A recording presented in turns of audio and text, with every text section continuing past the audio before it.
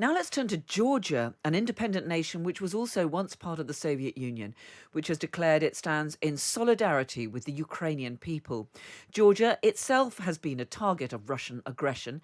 In 2008, Russian forces invaded the country, supposedly in support of two breakaway republics, leading to a 12-day war in which thousands of soldiers and civilians were killed and hundreds of thousands were forced to flee their homes. Well, Thornike Gordadze was the Georgian Minister for European and Euro-Atlantic integration in the years directly following that invasion, and joins us now. Good morning to you, Thornike. Good morning. Thanks so much for speaking to us. Tell us, first of all, what you make of the latest developments in Ukraine. We're hearing that Russian forces have entered the country's second city.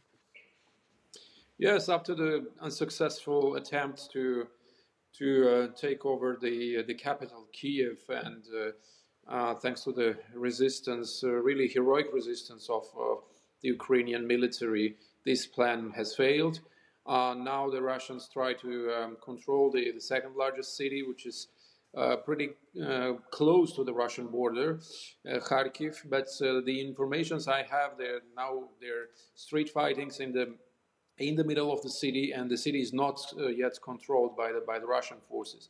That shows that the Russians are really having lots of heavy losses. The blitzkrieg did not work because the plan was to take the control of the capital and to make Zelensky either killed or him leaving the country, and to nominate and to appoint a pro-Russian government. That was the plan, and that should have been realized in 2 or 3 days maximum. So today is the fourth day of war. The Ukrainians are they stood their ground in most of the country, and what now the Russians are doing is to try to control as much as territory, and in parallel they're proposing talks, and they want to be in possession of big parts of Ukrainian territory to have the advantage on the Ukrainian government and to impose their views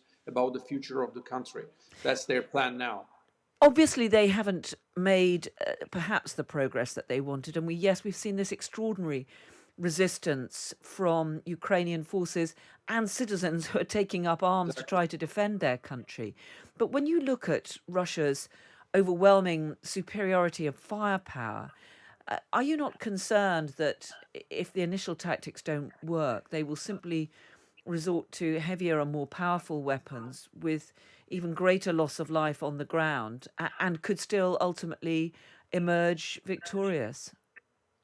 No, it cannot be a victory, I think, in Russian case, even if they use this indiscriminate bombings like what they did in Grozny in Chechnya in the 90s or in the years 2000, or what they did in Syria, which provoked dozens of thousands of deaths.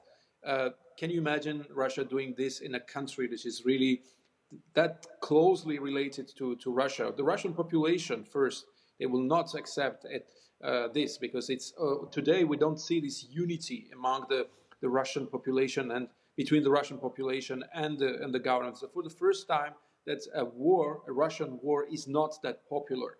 I remember in 2008 when Russia attacked Georgia. I remember in 2014 when they occupied and annexed Crimea. It gave a huge boost to Putin's popularity. But this time, it's not working. Most of the Russians are scared. There are, of course, some support, but this support is very limited. And most of the best, the faces of Russian arts, people from, the writers, etc. They are all very critical, including those who were not critical before with Putin. Yes, he can use much more weapons. He can destroy thousands of lives in Ukraine, but it cannot. He cannot win definitely, because first he cannot control the whole country. Ukraine, it's a nation of 42 million people, and with a territory bigger than France, and Russia doesn't have resources to control this territory for a long time, or to hold the cities like Kiev for a long time. And now Russia will be subjected to a very severe sanctions, and it will be, in the economic consequences will be really terrible. So I don't see how the Russians can hold the country. What they will do now is to advance as quickly as possible to force Ukrainians to accept their conditions. I mean, diplomatically. The challenge for Russia is now to convert the military progress or military success into a diplomatic victory, and they are very in a hurry right now. The time is working on Ukrainian side. Yeah. You mentioned the invasion of your country back in 2008. Do you see that there are parallels, though, with what the Russians were doing there, what they were trying to do in your country? They said they'd gone in on behalf of the separatist movements in South Ossetia and Abkhazia. They're now talking about the separatist movements in the east of Ukraine. Do you see that there are parallels between what's happening now? There are lots of parallels. The playbook that was used in Georgia is exactly the same. So first helping and to create these separatist movements, then to recognize them and to come to help them to distribute Russian passports, and then to come and pretend that these entities were under attack from Georgia and that Georgians were committing genocide, and exactly the same wording that was used in 2008. And I'm so disappointed that 14 years after what's happened in Georgia, I mean, the Western governments, and I associate myself with the West, and because I'm an European, we are not more prepared. Now the measures that the Europeans and Americans are taking are great, and I really appreciate it.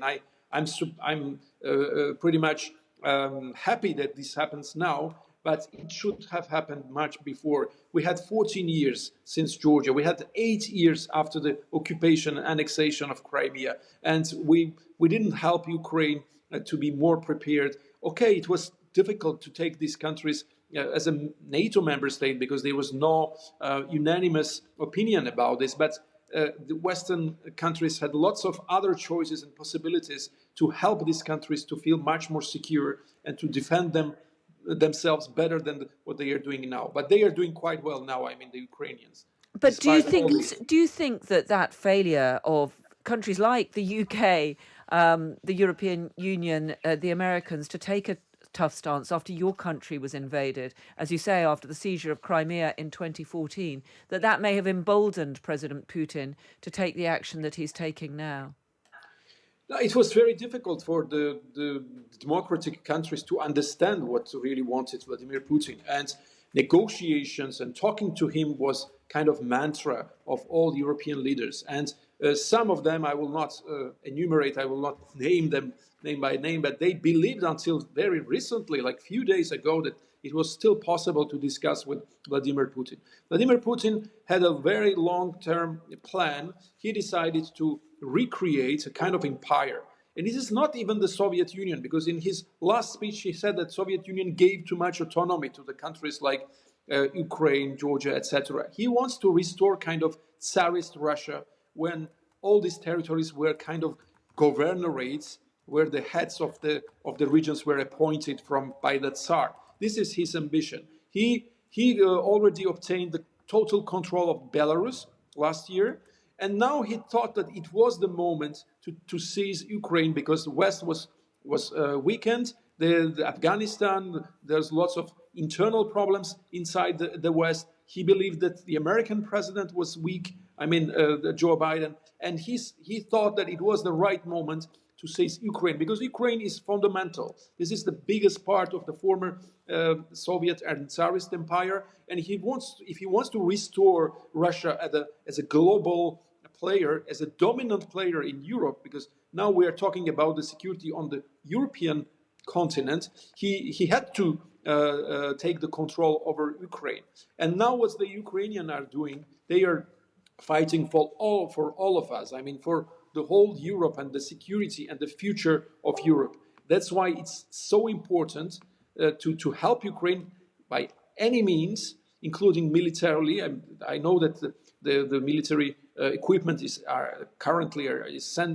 we're sending military equipment from different countries of Europe to Ukraine, but we still have to continue to support this country because they are fighting for all of us. You talked about how Russia wants to try to set the terms for some talks by seizing as much territory as possible. We've had this offer from President Putin of talks rejected by President Zelensky, not least because he said they should be held in Belarus, which is a country which itself has played a part in attacking Ukraine.